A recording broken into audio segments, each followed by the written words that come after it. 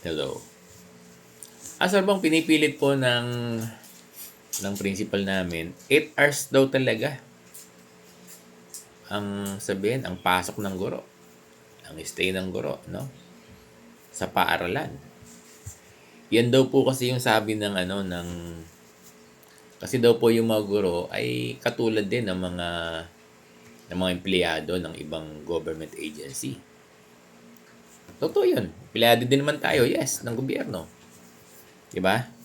Dapat standard sa atin yung policy na 8 to 5, no? Ganun daw kasi yun daw yung utos ng DepEd ay ng civil service. Tama. Pero, sinasabi rin ng civil service, di ba? At DepEd, meron tayong DepEd memo niyan na yung 2 hours, ay maaaring gawin outside the school. Mahirap ba yung unawain? Andyan yan di ba? Alam na ng mga principal yan. At ang binabayaran lang sa atin ay 6 hours para kumpleto ang sahod. Naku, huwag niyong gagawin na naka 6 hours na yung guro, tapos hindi lang siya naka 8 hours, binawasan nyo. Nako, yari yung mga principal sa ganyan. Pag nagkaroon ng record, nakuha sa ADAS o sa division, na naka 6 hours na, hindi lang naka 8 hours, ay binawasan ng principal, pinabawasan yung sahod. Malaking kaso yan. Di ba? So, tama. Tama siya nasabi ng principal na nire-require tayo ng 8 hours. Tama. Ng civil service, tama. Totoo yun. Totoo yun. Ako nagsasabi na totoo. Nire-require tayo ng 8 hours. Kayo, mga guro. Kaya lang, iba yung mga guro. Sinasabi din ng civil service na yung 2 hours ng mga guro ay maaring gawin outside the school. Pwede sa bahay, kaya pwede na umuwi ng bahay. Or pwede magpunta ng mall yung guro at doon niya gawin. Kung saan niya gusto gawin yung kanyang mga lesson presentation, materials, PowerPoint, lalo na kung meron siyang bagong laptop from the DepEd, pinapayagan niya ng civil service. Kasi yung principal, ang tinignan lang, required ng civil service yung mga guro na mag-render ng 8 hours. Precisely, that is correct. Kaya lang, hindi mo kinonsider yung sinasabi rin ng civil service na yung 2 hours at yung sinasabi ng DepEd na yung 2 hours ay pwedeng gawin saan? Sa labas ng eskwelahan. Sir Bong, gagawa daw po kami ng undertaking. Hindi, wala naman problema. May laptop naman.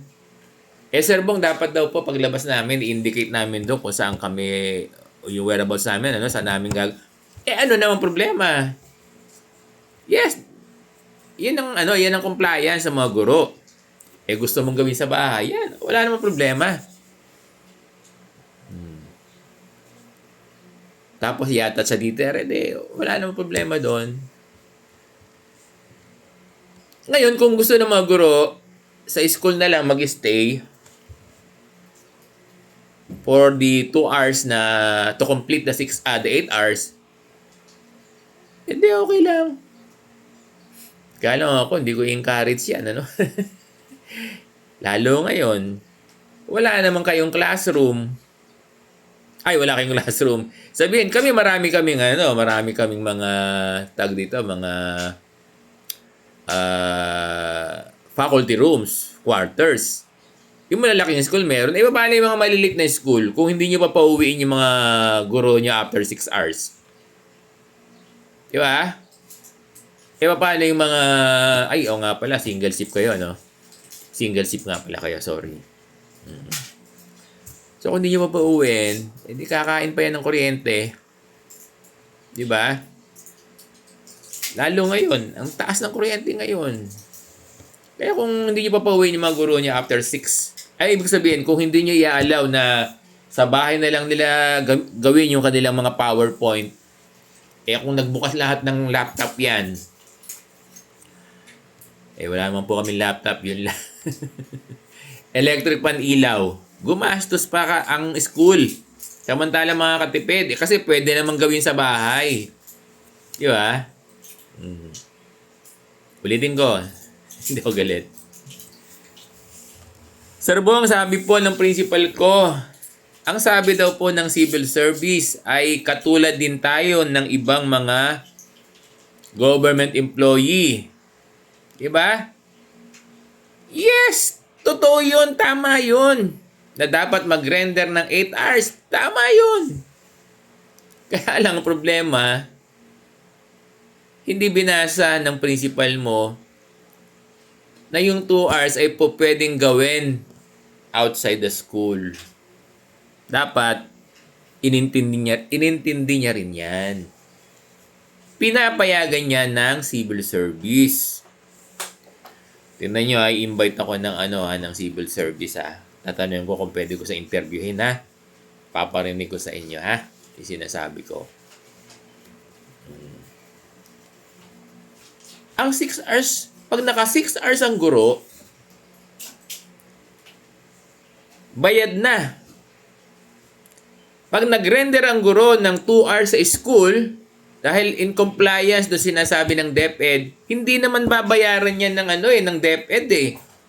Hindi naman tayo binabayaran dun sa sa 8 hours eh. Binabayaran lang tayo saan? Sa 6 hours.